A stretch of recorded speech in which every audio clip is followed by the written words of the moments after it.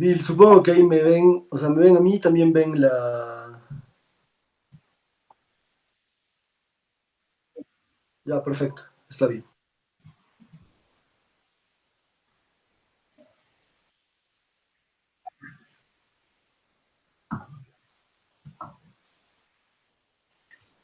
Continuamos con este gran evento, segundo Congreso Laboral Virtual 2020. Como segundo acto tenemos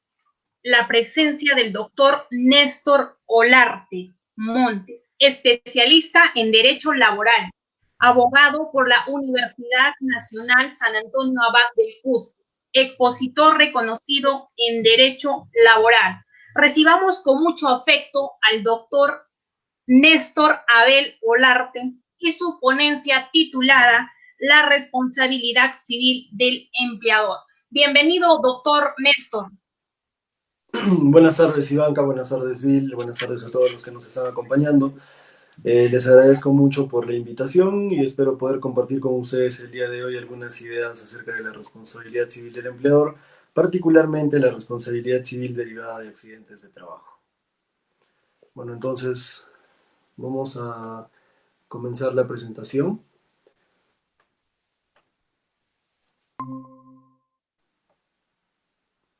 Y bueno, es importante hacer referencia a este tema y consideramos que es un tema bastante relevante e importante para el desarrollo del derecho y particularmente para la rama del derecho laboral, en atención a los últimos sucesos, en realidad a la tendencia del derecho de trabajo, y vamos a vincularlo también un poco a la rama de la seguridad social. Debemos entender que el derecho de trabajo no solamente se agota con el ordenamiento normativo laboral sustantivo de esta materia, sino que en muchos casos este se termina vinculando con la seguridad social. No debemos perder de vista que uno de los pilares importantes en los que se sustentan también la Organización Internacional de Trabajo a través de sus diversos convenios, precisamente buscan que nosotros ratifiquemos y buscan que el derecho al trabajo se una de alguna manera a la seguridad social, sobre todo cuando estamos hablando de infortunios laborales, que es justamente aquello de lo cual vamos a tratar el día de hoy. Entonces, vamos a hablar acerca de la responsabilidad civil y el caso en particular o el caso particular de los accidentes de trabajo. Este tema es bastante relevante y es bastante importante porque, como se sabe y por estadística que uno puede, al cual puede acceder por internet, terminamos tomando conocimiento que diariamente se producen aproximadamente 55 accidentes de trabajo. Aproximadamente se producen 8 por hora. Aproximadamente de estos accidentes de trabajo, 31% de los mismos se producen en el sector de construcción, un 29% de estos se produce en el sector de manufactura, un 10% en el sector de comercio. Una manera de compartir estos datos: una tasa importante de la producción de accidentes de trabajo, de la concentración de estos accidentes de trabajo, se da, por ejemplo, en un 79,6% en la ciudad de Lima y un 24% en el resto del país. Además, debemos manifestar que, por ejemplo, por información a la cual podemos acceder, que es proporcionada por la Oficina de Estadística del Ministerio de Trabajo, vemos que para diciembre del año 2019 se han producido aproximadamente 2.763 accidentes de trabajo,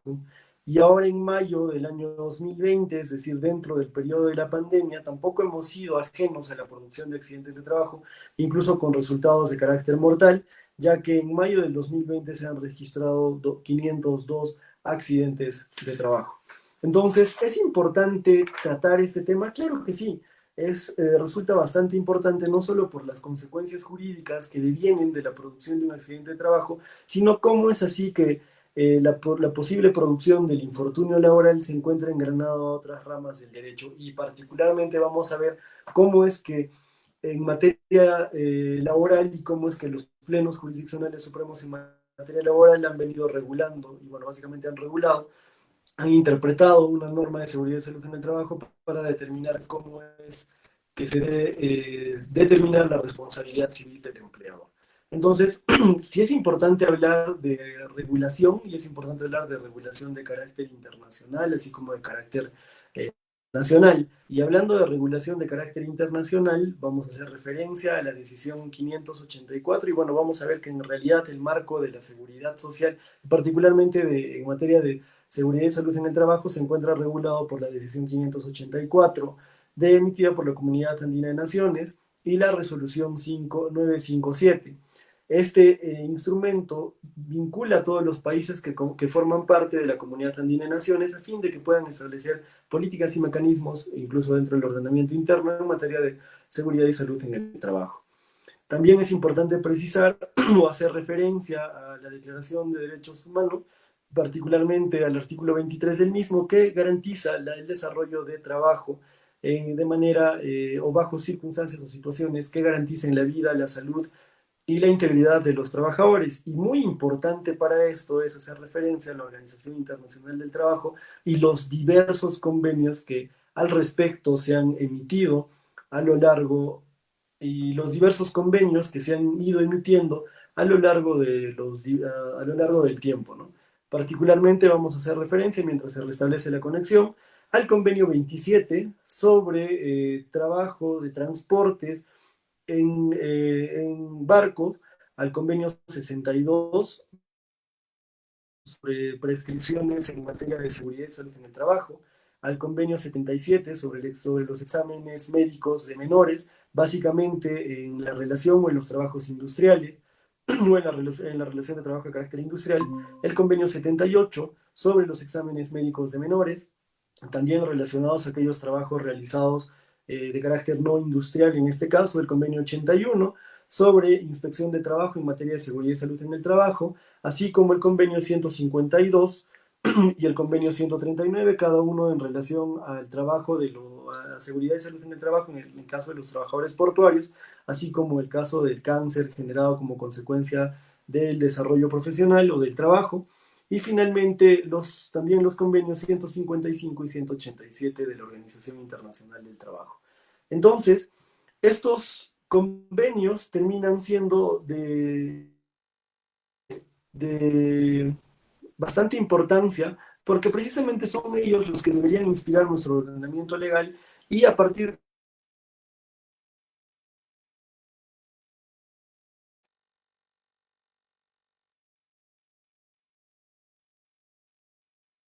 de la vida, el cuerpo y la salud y básicamente la integridad de los trabajadores. Bueno, entonces, y también de manera interna es importante hacer mención al Decreto Supremo 09-2005-TR, así como a la Ley 29783. Esta última, que resulta ser la Ley de Seguridad y Salud en el Trabajo, norma bastante importante y que básicamente va a servir de base para el sistema de seguridad y salud en el trabajo en nuestro país a través de sus principios, de sus dispositivos y particularmente del artículo 53 de esta norma, la que ha sido objeto de interpretación por parte de la Corte. Perdón. Entonces, retomando la presentación, vamos a ver que justamente es esta norma, y son estas normas de carácter, que son precisamente estas normas internas las que van a regular, como les comentaba, los sistemas de seguridad y salud en el trabajo y particularmente la responsabilidad del empleador. Entonces, vemos que dentro de la normatividad interna, como les comentaba, tenemos el Decreto Supremo 09-2005-TR, que era la anterior Ley de Seguridad y Salud en el Trabajo, el Decreto Supremo 019-2006-TR, que es la ley de inspección, la ley, eh, la ley de inspección en el trabajo, que precisamente, la ley general de inspección en el trabajo, que precisamente es la norma que va a permitir fiscalizar el cumplimiento o no de la normativa, de las obligaciones que se tienen en materia de seguridad y salud en el trabajo. Asimismo, vamos a ver la ley 29783, que como les comentaba anteriormente es la ley de seguridad y salud en el trabajo, y nos vamos a detener un poco en esta norma para ver cuáles son los principios que generan, cuáles son los principios en los que se inspira, cuál es la finalidad de la norma y cuál es precisamente el artículo que determinaría la responsabilidad del empleador y que posteriormente ha sido objeto de interpretación, incluso ya objeto de emisión de algunos pronunciamientos por parte de la Corte Suprema. El reglamento de esta ley es el Decreto Supremo 05-2012-TR, y a consecuencia de haber ingresado en el estado de emergencia sanitaria, así como en el estado de emergencia debido a la propagación del coronavirus, existen dos normas importantes que, bueno, dos normas importantes que se emitieron a lo largo de este periodo, que también determinaron algún grado de obligaciones o determinaron obligaciones en materia de seguridad y salud en el trabajo, pero en relación al periodo de pandemia o al periodo en el cual nos encontremos dentro de la emergencia sanitaria. Nos referimos a la resolución ministerial 239 del 2020, así como la resolución ministerial 448 del 2020 que derogó la resolución ministerial anteriormente referida, ¿no? Bueno, entonces vamos a hablar un poco, como les comentaba, de la ley 29783, que es la ley de seguridad y salud en el trabajo. Y esta es una norma bastante importante por los principios que inspiran esta ley. Particularmente vamos a hacer referencia al principio de prevención, que termina siendo una de las obligaciones, además de ser un principio, termina convirtiéndose en una obligación legalmente impuesta al empleador a fin de evitar la producción de accidentes o de infortunios, accidentes de trabajo o de infortunios laborales. Tenemos así la ley, el principio de prevención, el principio de responsabilidad por el cual se va a imputar la responsabilidad al empleador, se va a determinar que es el empleador el responsable de garantizar el cumplimiento de los protocolos o del ordenamiento en general en materia de seguridad y salud en el trabajo, el principio de cooperación, porque en este caso el sistema de seguridad y salud en el trabajo no solamente corresponde a una obligación propia del empleador, sino que se encuentra bastante bien engranado y se encuentra compuesto por tres niveles. Un nivel o básicamente la cooperación a nivel de gobierno a través de la emisión de políticas en materia de seguridad y salud en el trabajo, la cooperación que debe existir por parte del empleador como garante de la seguridad y salud en el trabajo en el centro de labor, y por su parte la cooperación por parte de los trabajadores, porque son precisamente estos quienes conforman el Comité de Seguridad y Salud en el Trabajo y quienes van a integrar y dar cumplimiento al al sistema en general de seguridad y salud en el trabajo. El principio de información y capacitación por el cual el empleador también se va a ver obligado a tener que realizar capacitaciones continuas y permanentes. Más adelante vamos a hablar de cuántas capacitaciones al año debería realizar en esta materia para que los trabajadores sepan de cuáles son los riesgos que pueden producirse en el desarrollo de sus labores y de esa manera incluso poderlos evitar. Estas capacitaciones no solo van a estar limitadas a hechos,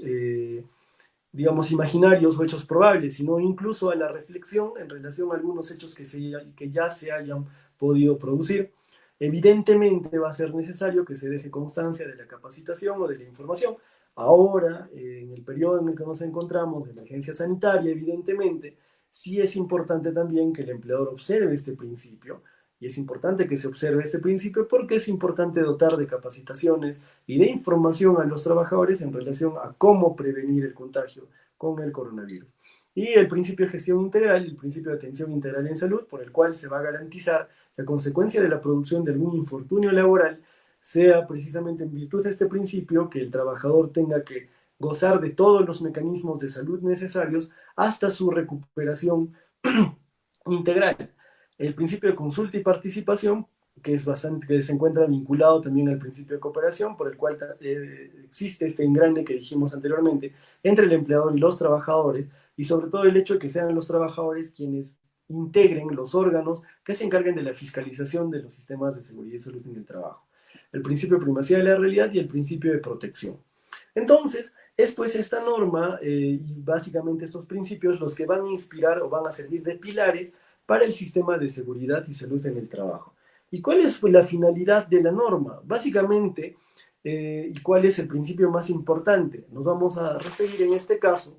al principio de prevención, que va a ser básicamente el principio a través del cual se va a garantizar o se va a establecer que sea el empleador quien garantice en el centro de trabajo el establecimiento de los medios y condiciones que protejan la vida, la salud y el bienestar de los trabajadores, que es justamente aquello a lo cual hacíamos referencia en la introducción de esta exposición al momento de hablar de las normas de carácter nacional e internacional. Entonces, se establece en virtud del principio de prevención que sea el empleador un garante y que, por tanto, establezca los medios necesarios para que se pueda proteger la salud, el bienestar de los trabajadores y su integridad en el desarrollo de la prestación de servicios. Incluso esta norma y este principio resulta ser tan amplio y resulta ser, digamos, y termina comprendiendo no solamente a los trabajadores, sino a aquellas personas que se encuentren dentro de un establecimiento laboral. o dentro de un centro de labor. Básicamente lo que quiere decir este principio es que no solamente se va a proteger a los trabajadores dentro de la esfera del principio de prevención, sino que también se va a prevenir y se va a proteger a las terceras personas que se encuentren dentro de un establecimiento laboral o dentro de un centro de labor. Entonces, el principio de prevención además no solamente va a observar y a rajatabla va a ordenar que se establezca la garantía, que se garantice la integridad de los trabajadores, sino que adicionalmente va a estar vinculado a algunos aspectos importantes, aspectos relacionados incluso a la educación, a la cultura, al género y evidentemente a aquellos factores que puedan hacer diferenciar la aplicación de este principio. Decíamos, ¿cuál es la finalidad y el objetivo de esta ley? Entonces, debemos tener en cuenta que el artículo 1 de esta ley ha señalado claramente que el objeto básicamente de la ley es promover la cultura de prevención, para que de esta manera se pueda evitar la producción del infortunio laboral. Y justamente esta norma nos dice cuál es el instrumento a través del cual se va a garantizar o se va a fiscalizar el cumplimiento de esta obligación. Y evidentemente la fiscalización se encuentra a cargo inicialmente dentro del centro de trabajo mediante el Comité de Seguridad y Salud en el Trabajo, que se encuentra conformado de manera paritaria por trabajadores, así como por representantes de una organización sindical o por representantes del empleador, y por aquellas instituciones a las cuales el Estado haya derivado esta potestad, particularmente los inspectores de trabajo que conforman el sistema de la Superintendencia Nacional de Fiscalización Laboral y en aquellos lugares en los cuales no se encuentren presentes las direcciones regionales de trabajo. Entonces, no solamente existe un rol de fiscalización, sino incluso existe un rol de difusión y de inicialmente generar una cultura de prevención y de cumplimiento, evidentemente, como se dio con la ley 30.222, a través de la emisión de determinados incentivos para que las empresas puedan acogerse a los sistemas de seguridad y salud en el trabajo, los puedan implementar inicialmente incluso a través de las fiscalizaciones de carácter informativa o de carácter orientadora para que puedan implementar estos mecanismos y posteriormente, en el caso de que se dé un incumplimiento, recién a través de los apremios de carácter administrativo y de generarse algún daño, de generarse un infortunio laboral, en este caso un accidente de trabajo, con consecuencias que evidentemente se puedan generar en contra del empleador.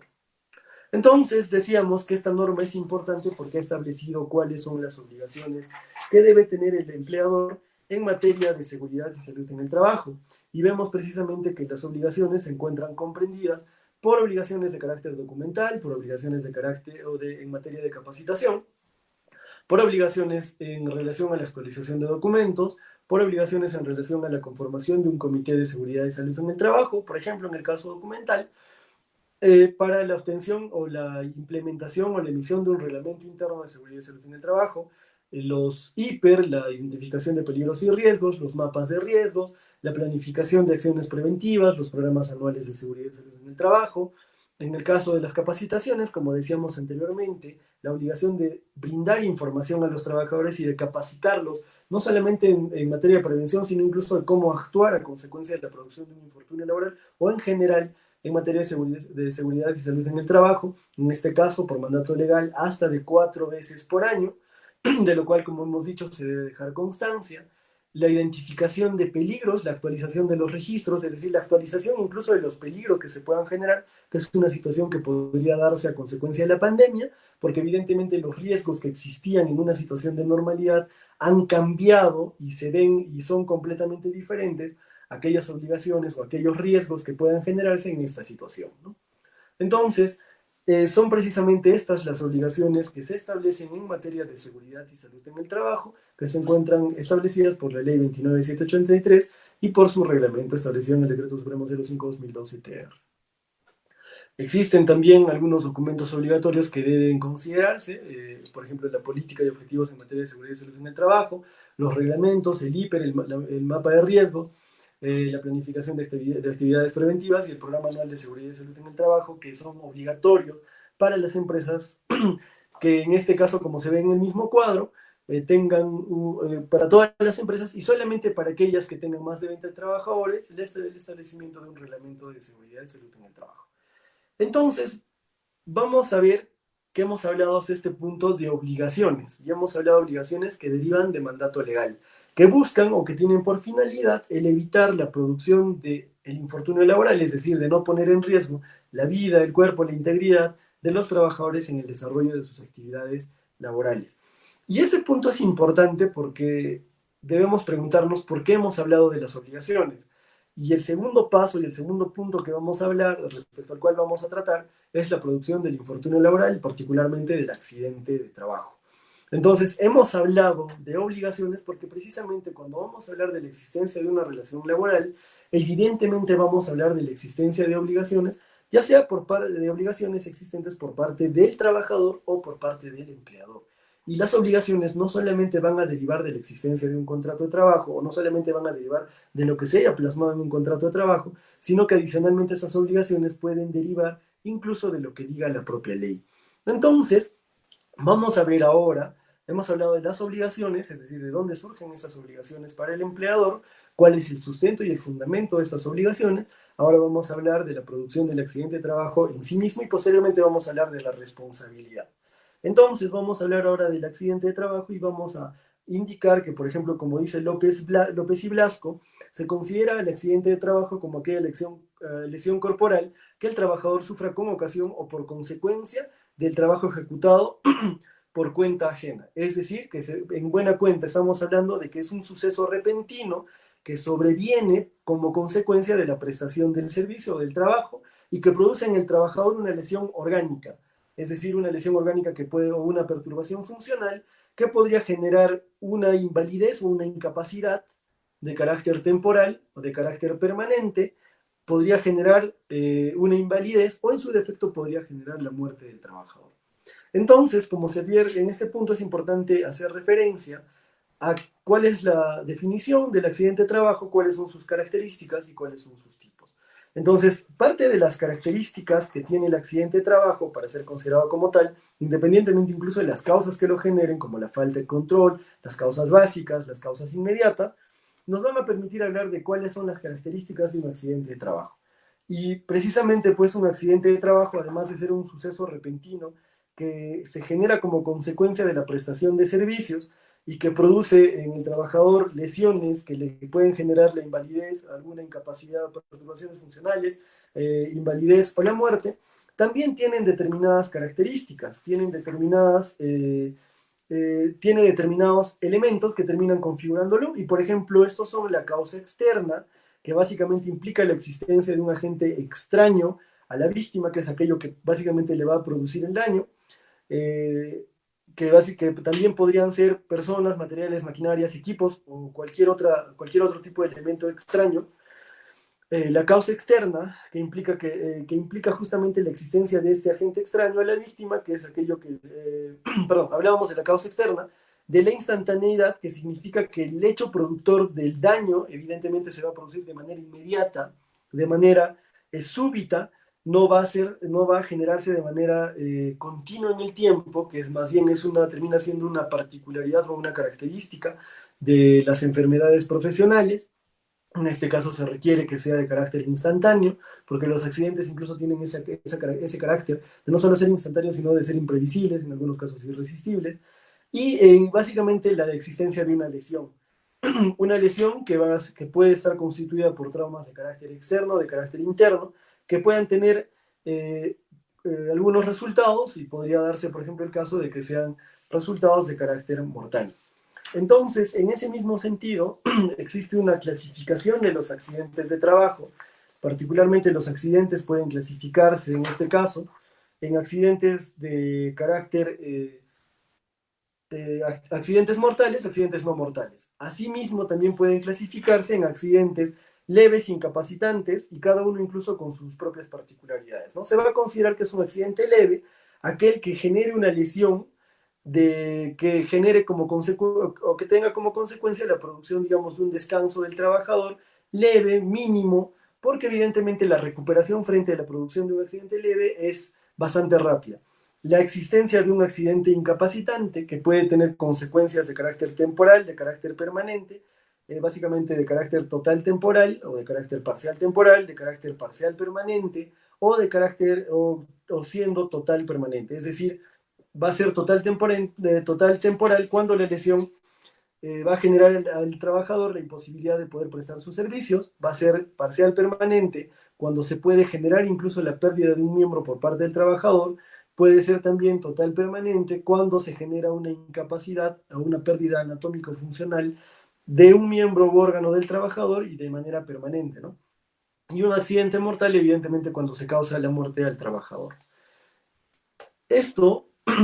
viene dado entonces, o vamos a traer a colación, ya habiendo hablado de qué es un accidente de trabajo, de cuáles son pues sus características. Y no solamente ya de las características, sino incluso de cuáles son los efectos legales que puede generar la producción de un accidente de trabajo. Y en ese sentido, la ley que veníamos analizando anteriormente es la ley, es decir, la ley 29783, ha establecido lo siguiente, que el incumplimiento del empleador del deber de prevención, que es el principio al cual hacíamos referencia anteriormente, va a generar la obligación, en este caso para el empleador, de pagar las indemnizaciones al trabajador o a los derechohabientes en relación o como consecuencia de los accidentes de trabajo y de los accidentes de trabajo y de las enfermedades profesionales que se puedan producir. Sin embargo, nos dice algo importante, que el incumplimiento, que para que se pueda producir la responsabilidad del empleador por la producción del accidente de trabajo, debe determinarse que existe un incumplimiento del empleador del deber de prevención y que adicionalmente incluso nos dice que podría darse o que podría generarse incluso la inspección por parte de la autoridad inspectiva para determinar las causas necesarias o las causas que hayan generado el accidente de trabajo. Esta norma, el artículo 53 de la ley 29783, debe ser concordada con el artículo 94 de su reglamento. Esta norma nos dice adicionalmente que para efectos de lo dispuesto en el artículo 53, es decir, para determinar la responsabilidad del empleador, no basta que se produzca un accidente de trabajo como tal para que se presuma la responsabilidad del empleador, sino que adicionalmente debe generarse o debe imputarse responsabilidad por el incumplimiento del deber de prevención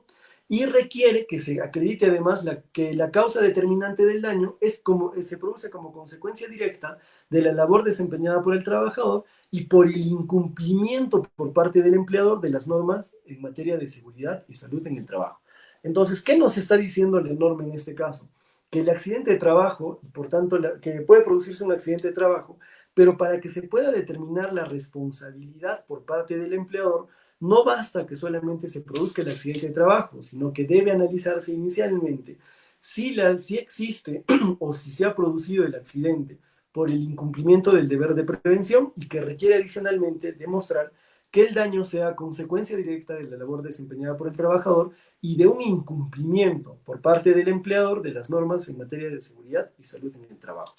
Eso precisamente es aquello que ha sido recogido por la norma antes referida, por el artículo 53, cuando dice incluso que podría solicitarse la participación de la autoridad administrativa de trabajo. Entonces, en este caso vamos a ver que la imputación por responsabilidad va a ser como consecuencia del incumplimiento de una obligación por parte del empleador. ¿Y cómo se determina este incumplimiento acusable del empleador? Se va a producir cuando se produzca una consecuencia, cuando se produzca el accidente como consecuencia directa de la labor realizada, más el incumplimiento de una obligación en materia de seguridad, de una obligación establecida el empleador en materia de seguridad y salud en el trabajo. Evidentemente, vemos cómo es que la norma ha establecido la forma o ha establecido el mecanismo y ha establecido cuál es la forma en la que se debe imputar al empleador la responsabilidad por la producción de un infortunio laboral, sea de carácter leve, sea de carácter incapacitante, sea de carácter incapacitante temporal, sea de carácter incapacitante permanente, o incluso en aquellos accidentes que traigan como consecuencia el fallecimiento del trabajador.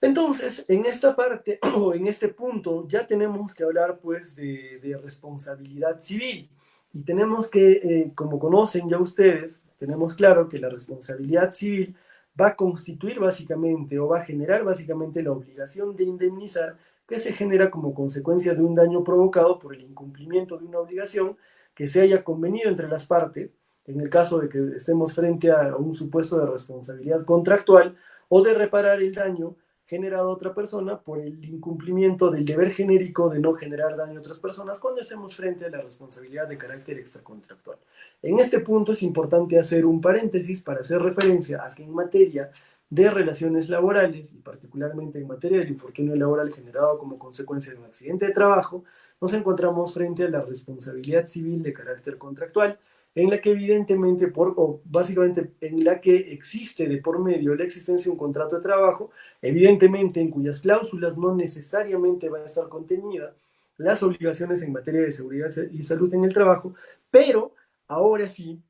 haciendo referencia a lo anterior que veníamos hablando, la Ley de Seguridad y Salud en el Trabajo, observando claro cada una de las obligaciones que esa ley establece.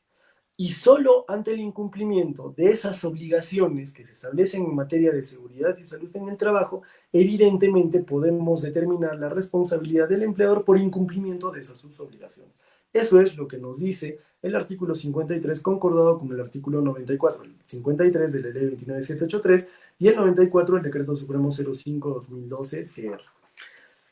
Como también conocemos y como también es sabido,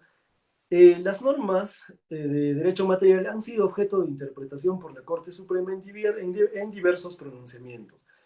Es así que, a consecuencia de lo establecido, o como consecuencia del mandato establecido en la Ley Orgánica del Poder Judicial, la Corte Suprema ha emitido diversos plenos, o se ha reunido y ha emitido los acuerdos como consecuencia de los plenos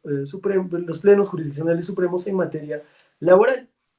Y básicamente en este caso vamos a hacer referencia al sexto pleno jurisdiccional supremo en materia laboral,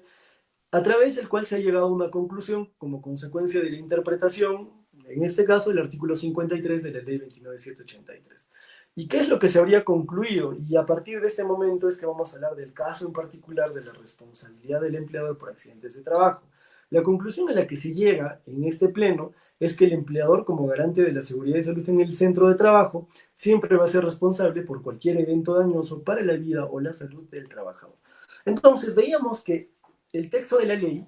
nos decía, el texto de la ley del artículo 53 de la ley, concordante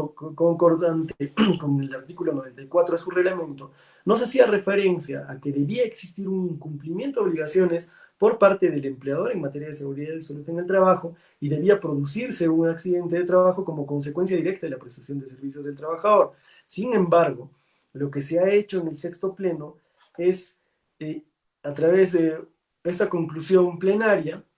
determinar que el empleador siempre va a ser responsable por cualquier evento dañoso para la vida o la salud del trabajador. Es decir,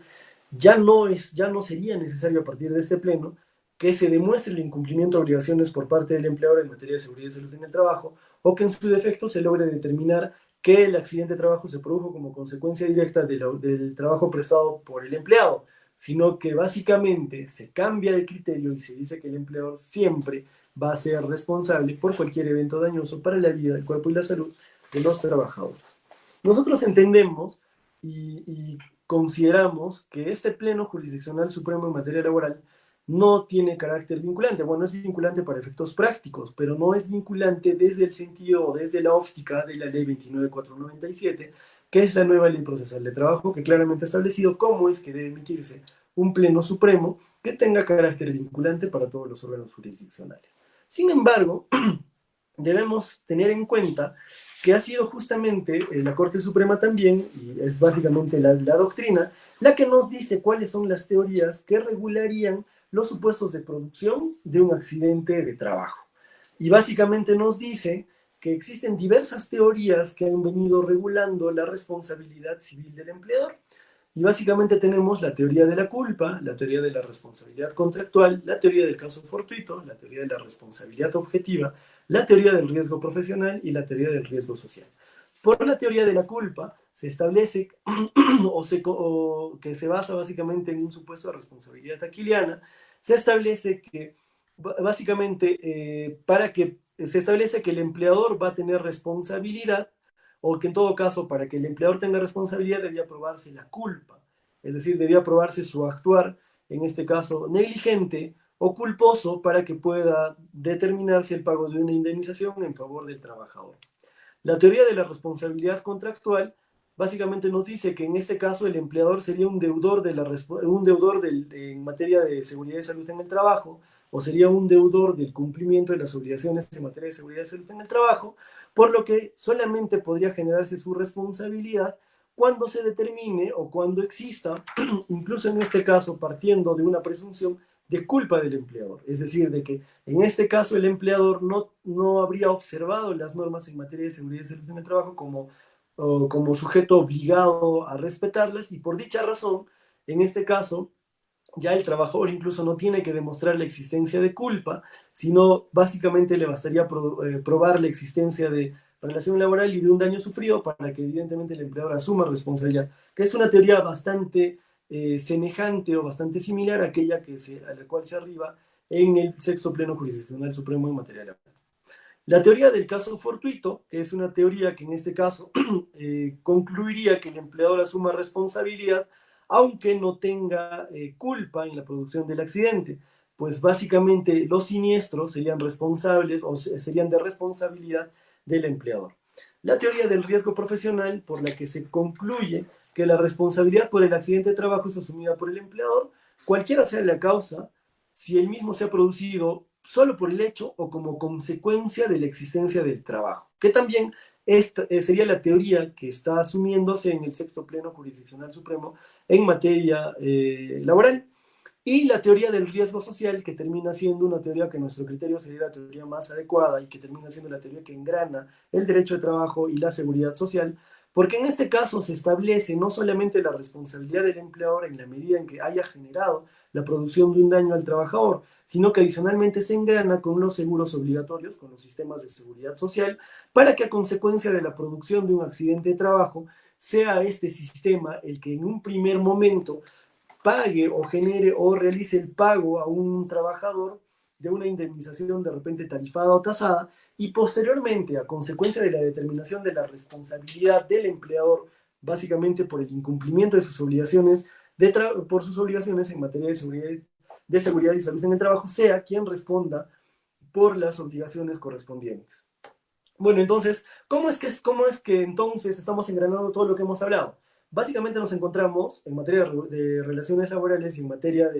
de los accidentes de trabajo, en general, frente a la responsabilidad civil de carácter contractual. Y básicamente en ese escenario, los elementos de responsabilidad civil sería la producción de un daño, la existencia de una conducta antijurídica como consecuencia del incumplimiento de las obligaciones establecidas en la ley antes mencionada, el factor de atribución para determinar cuál es el grado de imputabilidad o cómo es que vamos a imputarle la responsabilidad del empleador, que básicamente sería culposo, porque evidentemente no existe un incumplimiento que sea de carácter doloso,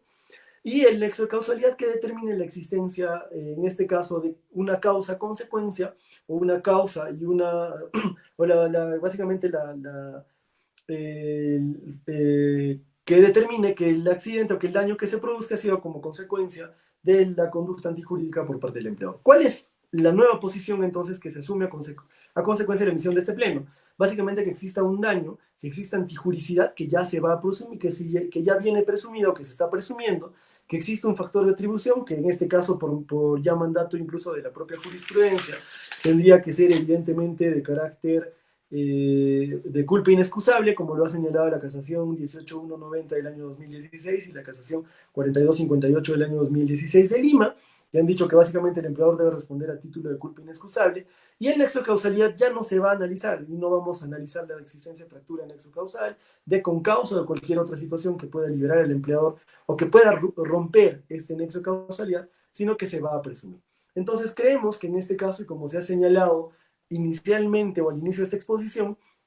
que es un caso en particular, sí lo es. Y es un caso en particular porque estamos frente a un supuesto de responsabilidad civil de carácter contractual que por conclusión de este pleno se vuelve en un supuesto de carácter o en un supuesto, si inicialmente hablamos de un sistema de responsabilidad civil en el que evidentemente existe la culpa, y como hemos dicho anteriormente, debe predominar la teoría de la culpa, y como hemos dicho anteriormente, incluso la teoría del riesgo social o del riesgo que tiene que ser asumido por la seguridad social también, termina volviéndose en un supuesto de responsabilidad civil de carácter objetivo, es decir, de un supuesto de responsabilidad en el que ya presumimos la existencia de una conducta antijurídica, ya presumimos la existencia de un factor de atribución, ya presumimos la existencia de una exocausalidad y ya presumimos que todos los daños se generan a consecuencia de ello. Entonces, ¿cómo es que un empleador se libera de responsabilidad frente a este nuevo esquema? Evidentemente, no existe un esquema en el que el empleador podría liberarse de responsabilidad, porque incluso dentro de esa teoría que se va construyendo y que incluso termina siendo un poco disímil de aquella teoría que le inspira, que es la teoría o el sistema de responsabilidad civil establecido en España, que engrana la seguridad social. Evidentemente se vuelve un tanto abusivo en relación a todos los sujetos que integran la relación laboral. Esto tiene consecuencias no solo a nivel económico, sino también a nivel procesal, porque a nivel de la prueba, el Código Civil en materia de responsabilidad civil de carácter contractual establece algunas cargas, establece la carga probatoria. La ley 29783 en este caso establece también una carga probatoria que es evidente que hemos visto en el artículo 53 y en el 94, y la ley 29740, perdón, la nueva ley procesal de trabajo, la ley 29497, también ha señalado cuál es la carga de la prueba. Evidentemente, asumir un nuevo esquema de responsabilidad civil en este escenario también pone en una situación de indefensión a aquella persona que se va a ver perjudicada con la determinación de responsabilidad. Entonces, ¿nos encontramos frente a un caso bastante particular y sui generis? Sí. Y precisamente por ello, creemos que sería importante continuar con el análisis de este tipo de figuras jurídicas, porque como hemos señalado anteriormente, se viene generando una situación que es completamente atípica y completamente diferente a lo que debería darse en la realidad. Tal cual es el caso del extraño caso de Benjamin Button, que es una persona que termina naciendo viejo y termina muriendo joven. Es lo mismo en el caso de la responsabilidad civil por accidentes de trabajo, porque tenemos una naturaleza jurídica en particular que termina volviéndose o que termina desnaturalizándose por una indebida interpretación de lo que establece la norma y del sistema de responsabilidad civil que inspira nuestro ordenamiento normativo civil y laboral. Bueno, básicamente eso es lo que quería compartir con ustedes. Muchas gracias por su tiempo y por vuestra atención. Doctor Néstor, agradecerle por su magnífica participación en este segundo Congreso Laboral, esperando que todos los participantes les haya quedado claro el tema de la exposición. Por mi parte, decirles que hay muchos trabajadores en nuestro país que desconocemos nuestros derechos laborales. Sin antes decirles, mandamos saludos a todas las personas que nos siguen desde las diversas partes del Perú y del mundo, y un saludo muy especial para el doctor Bismarck Cumpa Quirós, desde el Distrito Judicial de San Martín, sede Tarapoto. Muy agradecido, doctor Néstor, por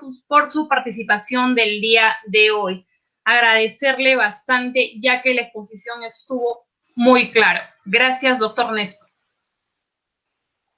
Gracias a ustedes, tengan muy buenas tardes.